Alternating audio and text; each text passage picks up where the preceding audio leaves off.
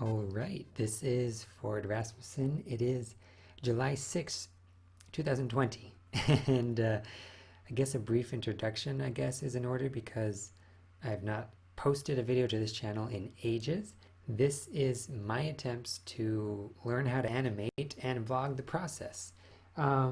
Anyway, so I was just working along. I've done a few scenes since I last posted, actually, yeah. Working on and off here and there, mostly off. But today, one of the things I struggle to do with is the sleeves. When the sleeves are rolled up, or clothing in general, how they have wrinkles. So here's a little study on wrinkled sleeves. So the best way to do this is to look at images while you're drawing to copy and to get ideas from. And so I just googled rolled up sleeve. Sometimes I Google like vector rolled up sleeve so I can get a cartoony looking one, but I didn't do it this time. I can always kind of cartoonify it myself, and a lot of times it becomes cartoon if you just don't add details and texture. I don't know. Anyway, so the sleeve here. Here's what I learned. Here's the trick. I'm just going to create a new folder here. Put it at the top. Here we go. Default brush, D on the keyboard, and so generally what I would do when I would draw a sleeve is I would draw, that's a thin sleeve, for example, and that's the rolled up sleeve. That's basically what I did. Two rectangles, right? Two squares, rectangles. Okay, so then I learned, as I'm doing that rolled up sleeve here, I learned that you can add just like squiggles in it to make it look a little bit more rolled up. So I would do things like this, you know, now it's a rolled up sleeve. And that's what I've been doing until today, for the most part. Sometimes I would, you know, try and make it look more 3D and like erase some of this. And yeah, that looks pretty good, right? Kind of like a rolled up sleeve, but the randomness of the lines don't exactly tell you much. So what I just barely discovered, to solve one of those issues, to make it look better, is not start with the square, but start with the wrinkles. And I'm looking at a lot of the wrinkles are kind of just straight lines. They don't actually have a lot of curves, except for in depth, in shading, they might be curved. But if you're doing just contour lines, you would just, so what I did is I started with some funky lines. For example, like, oh, this and that. I don't know if that's a great example, but I did the wrinkles first, and then I went in on top and kind of gave it some characteristic. I played around with that, like that. And then building from those lines to the form, I think looks a lot better.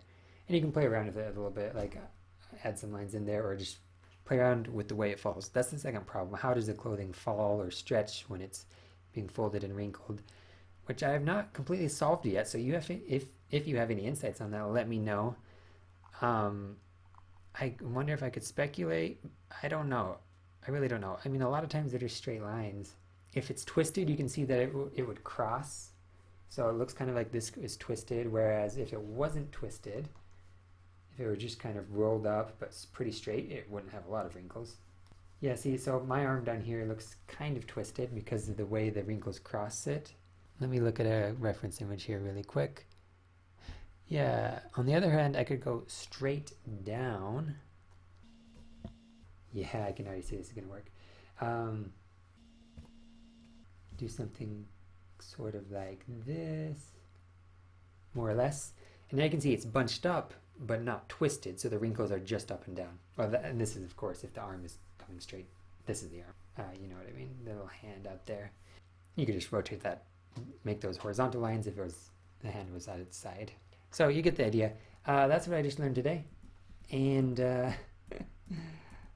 I don't even, how would you shade that? That's a great question. When you squish something, they go up and down, right?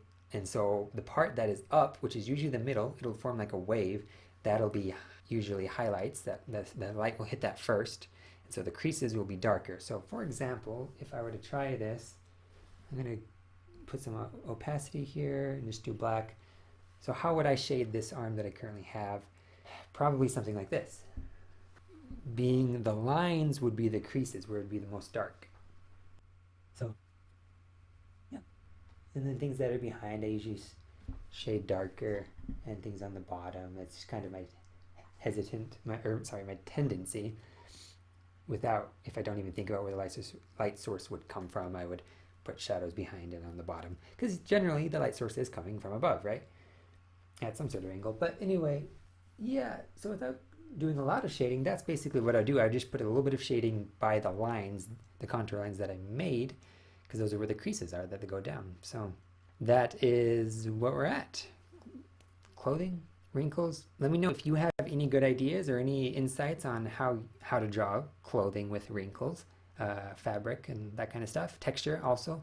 Texture is a great part of clothing, which I still need to learn about. So anyway, I'd love to hear your thoughts down below. Thank you for watching, and please have a good day. See you next time.